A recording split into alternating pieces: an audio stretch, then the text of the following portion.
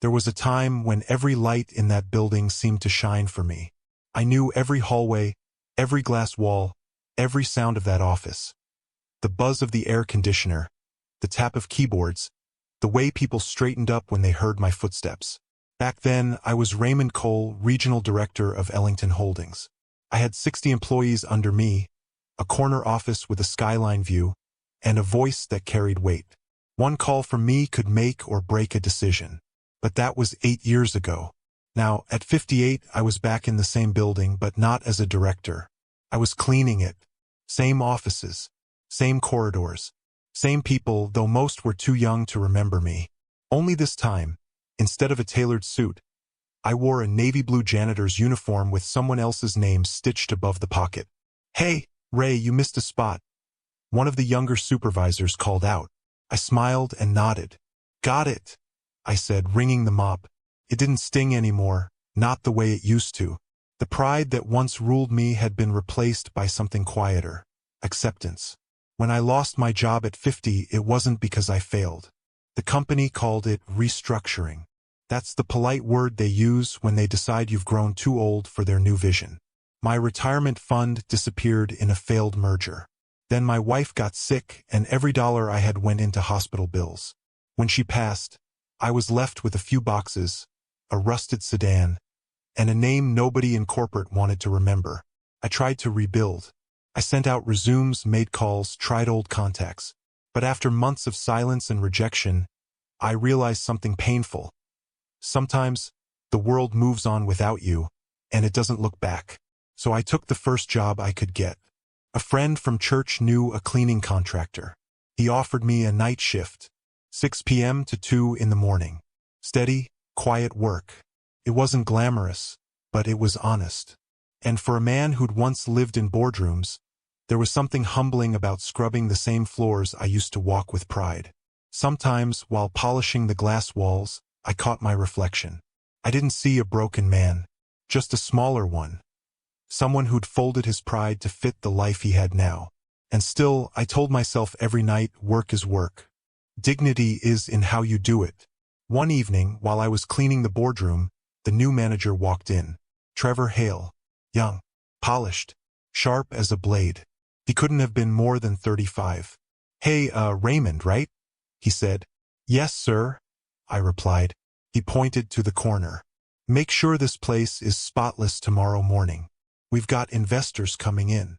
"Of course," I said. He smiled almost kindly. "You know, I looked up your name once. You used to be a director here, didn't you?" I paused, mop in hand. "A long time ago," he chuckled. "Corporate life's a gamble, huh?" Then he left, without waiting for a reply. I stood there for a moment, just staring at the empty chair at the head of the table, the one that used to be mine. No anger, no bitterness, just silence. I turned off the lights and finished my shift. That night, while taking out the trash, I noticed an old framed photo in the break room. The company's 25th anniversary picture. There I was, smiling, confident, standing right in the center beside the founder, Richard Ellington himself. I almost laughed. I looked at that man in the picture and thought he had no idea what was coming. The frame was slightly tilted, hanging unevenly. Old habits die hard. I straightened it, stepped back, and moved on. Outside, the city slept. But I didn't. I sat in my car, the same rusted sedan I'd been driving for a decade, parked right under the same office building that used to feel like my kingdom. The thermos beside me still smelled faintly of coffee. I stared at my hands, calloused, rough, but steady. "You had your time," I whispered to myself. "Now do this right, with grace." I believed that, truly, because if life had stripped away everything else, I still had control over how I carried myself. And then, as I turned the key to start the engine, I heard a voice behind me. "Excuse me."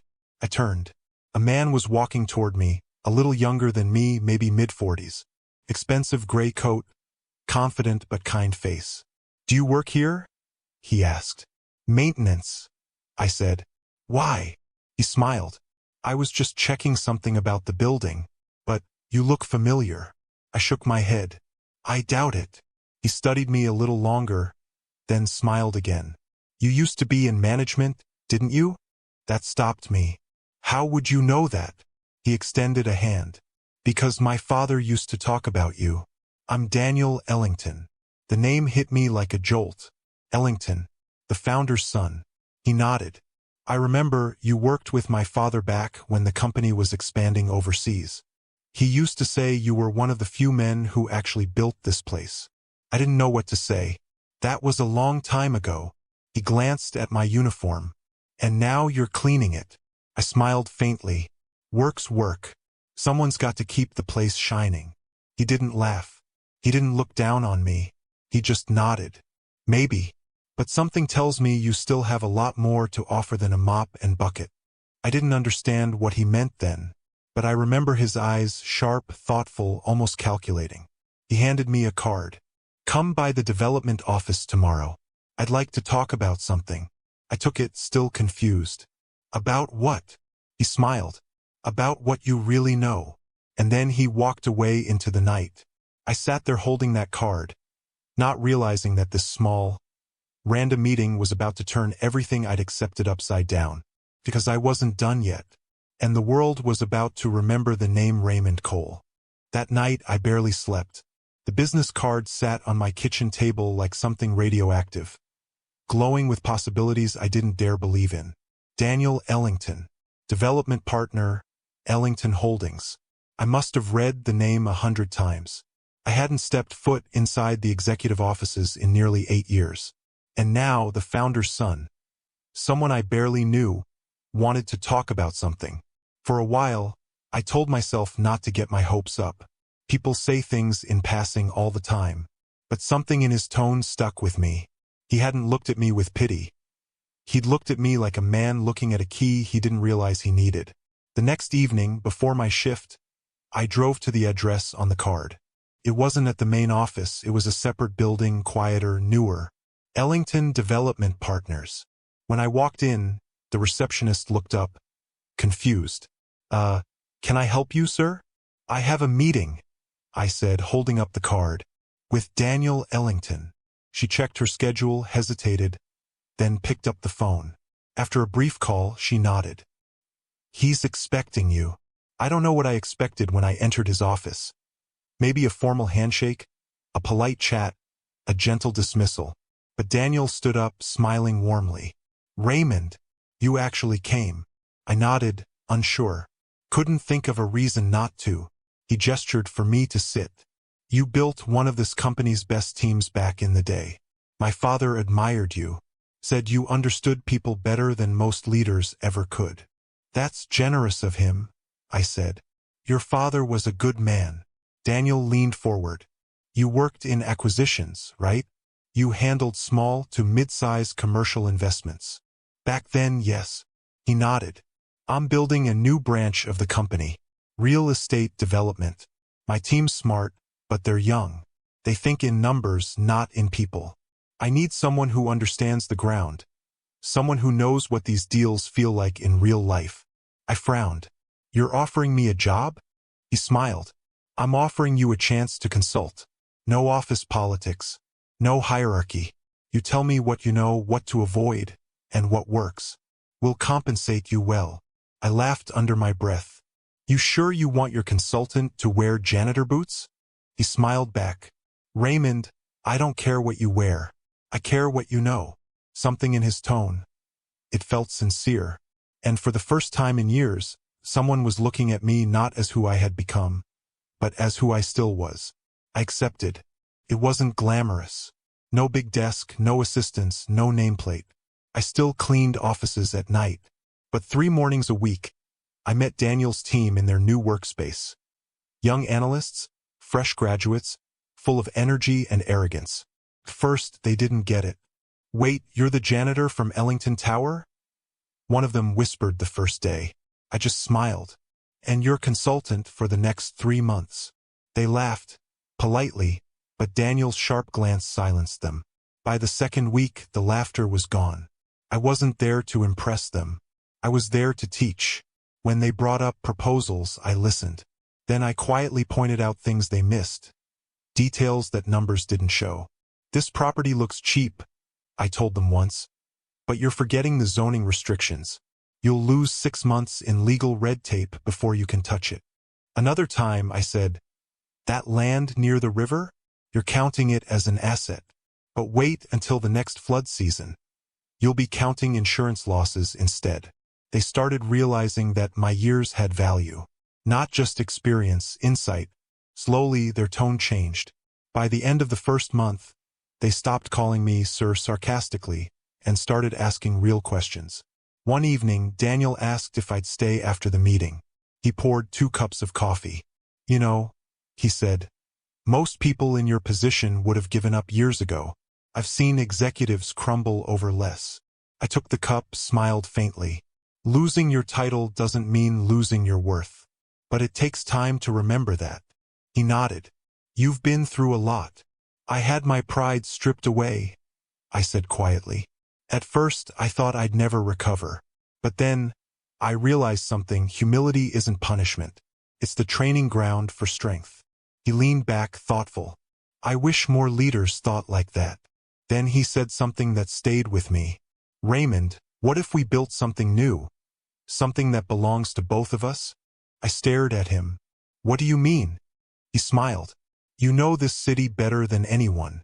You've seen where the company succeeded and where it failed. I have capital and connections. You have wisdom and grit. What if we partnered, quietly, to develop something the old company can't touch? I blinked. A joint venture? He nodded. 50-50. But on one condition, you lead it. I laughed, shaking my head. Daniel, I appreciate the thought, but I'm not the man I used to be. He smiled. That's exactly why I'm asking you. Took me a week to say yes. I didn't trust miracles anymore. I didn't believe in second chances that came wrapped in gold. But Daniel was different. He didn't want to use me, he wanted to build with me. We started small. An old industrial lot on the edge of the city. Cheap, overlooked, forgotten. I recognized the area. Years ago, I'd rejected a similar proposal because of market risk. But now, the city was expanding in that direction. We bought it quietly, refurbished, repurposed, and turned it into affordable workspace for startups. No glamour, no skyscrapers, just something real, useful, and human. 6 months later, it was full. The rent covered our costs and then some. Daniel grinned one morning over coffee. You realize we just turned a dying block into profit? I smiled. No. We turned a forgotten space into opportunity. Profit was just the side effect. Over the next 2 years, we grew. Slowly, carefully. We reinvested every cent, bought small, built steady. By the 3rd year, we had 5 properties across the city. By the 4th, our valuation crossed 8 figures. The irony didn't escape me. I was still cleaning offices some nights, not because I had to, but because I wanted to. It reminded me where I'd come from. People started noticing again. Investors called. The press wrote about the mysterious comeback of a former executive. But I didn't want the spotlight. I just wanted to work with integrity. One night, Daniel and I stood on the rooftop of our newest building, overlooking the city lights. He said quietly, you know, my father always said dignity is like a mirror. Once it's cracked, people think it's useless. But the truth is, it still reflects light. I smiled. Then I guess I just learned how to shine through the cracks. He looked at me for a long moment, then said, there's one more thing you should know. The parent company, Ellington Holdings, wants to acquire our firm. They're offering a full buyout. I raised an eyebrow. How much? He grinned. $823 million. I just stood there, speechless. He continued, we'd split it evenly. You'd walk away with more than you ever had, even as a director. My throat tightened. I don't know what to say. He smiled. Say what you told me the night we met. Work is work. Dignity is in doing it right. You've done it right, Raymond. You earned this. I looked out at the skyline. The same city that once broke me was now glittering in silence beneath my feet. For the first time in years, I felt not just proud but peaceful. When I first started cleaning offices, I used to wonder if my life had already ended, just quietly without me noticing. But standing there on that rooftop, 3 years later, I realized something. Life doesn't end when you fall. It ends when you stop trying to stand back up. And somehow I'd stood up again. The offer from Ellington Holdings was all over the news that week. Ellington to buy local development firm in landmark $823 million deal. Reporters called. Investors wanted statements. But I didn't talk to anyone. I wasn't interested in fame or headlines.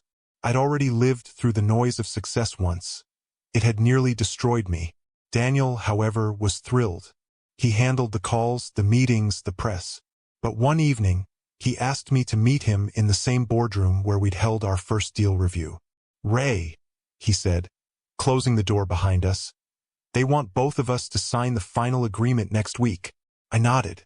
"Seems like the right move." He hesitated. "I know it's a lot to take in. You'll never have to work again." I smiled faintly. "You said that last year when we hit our first 100 million. He laughed softly. "True. But this is different. This is legacy money." I looked at the contract on the table. 8 digits next to my name. It didn't look real. But part of me couldn't shake the memory of mopping these same floors years ago. Invisible, ignored. That night, I drove back to the old building, the one where I used to clean. The security guard was still the same guy, Eddie. He looked surprised when I showed up. "Ray, haven't seen you in months. What brings you here?" I smiled. "Just passing by. Mind if I take a walk?" He shrugged. "Go ahead. It's all yours." The place was quiet, lights dimmed. I walked down those hallways that used to echo with my footsteps back when I was the boss, then later when I was the janitor. Now I walked them as something else, something in between. I stopped in front of that same framed photo in the break room, the company's 25th anniversary picture. I looked at the younger version of me in the center. He looked powerful. He also looked blind. I whispered to that reflection, "You had it all, and you lost it because you thought you'd earned the world. But the truth is, no one owns anything forever, not power, not money, not even respect. You earn it every single day." I straightened the frame again. It had tilted slightly since the last time I was there. Then I left. The next week, we met with the board for the final signing.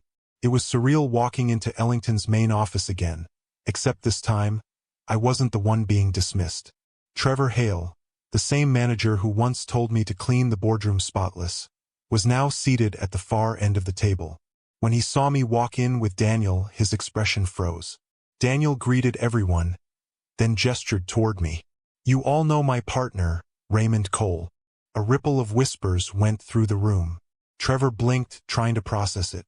"Partner?" Daniel smiled. "Yes. Without him, none of this would exist." The meeting went on, numbers flying across the table. When the time came to sign, Daniel slid the contract toward me. "Your turn, Ray." My hand trembled for a second as I picked up the pen. Not from fear, just disbelief. 8 years ago, I'd walked out of this company with nothing but my dignity. Now, I was signing a deal that made me one of its biggest shareholders. When I finished signing, Daniel leaned closer and whispered, "Welcome home." But I smiled and whispered back, "No, I'm finally free." That evening, after the deal went through, we stood outside as the city lights came alive. Daniel looked at me. "What will you do now? Retire? Travel?" I laughed softly. "Maybe later. But first, I want to build something that matters." He nodded. "Something personal? Something human," I said. "For all the people like me who got left behind when the world moved too fast. A foundation, maybe. Training programs. Second chances for those who deserve them." He smiled. "I'll back it." Weeks turned into months. I kept my promise.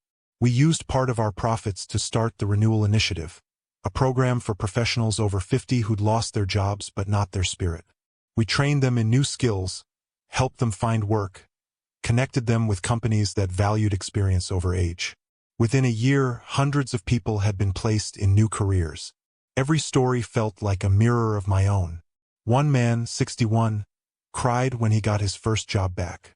He said, "They said I was too old to matter, but you proved them wrong."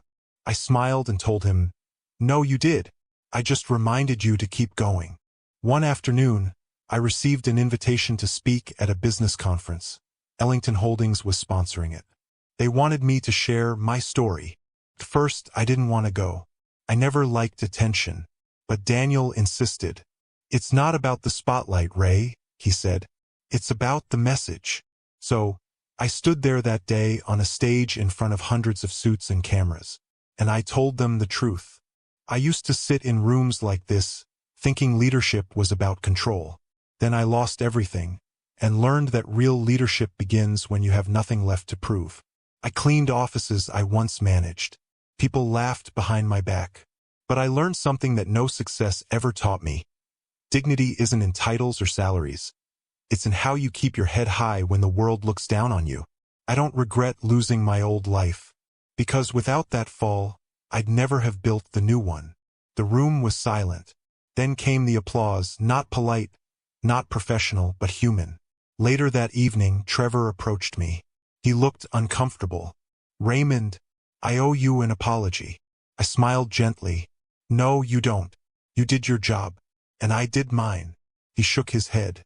"Still, seeing where you are now, I realize I had no idea who I was talking to back then." I looked him in the eye. "That's the thing, Trevor. You never really know who anyone is. So treat everyone like they matter, because one day, you'll need someone to treat you the same way." He nodded quietly. "I'll remember that." Months later, when I finally retired for good, I went back to that same office one last time. Not as a worker or a boss, just as a man saying goodbye to a place that had shaped his life. I walked those hallways again, but this time, there was no bitterness, only peace, because I realized, after everything, I hadn't just cleaned offices. I cleaned something far more important, my soul. And sometimes, when people ask me how it felt to go from cleaning floors to signing million-dollar deals, I tell them this: it felt like the universe was testing how much I could lose before I remembered what really mattered. Then I smile and say, the fall didn't break me, it built me.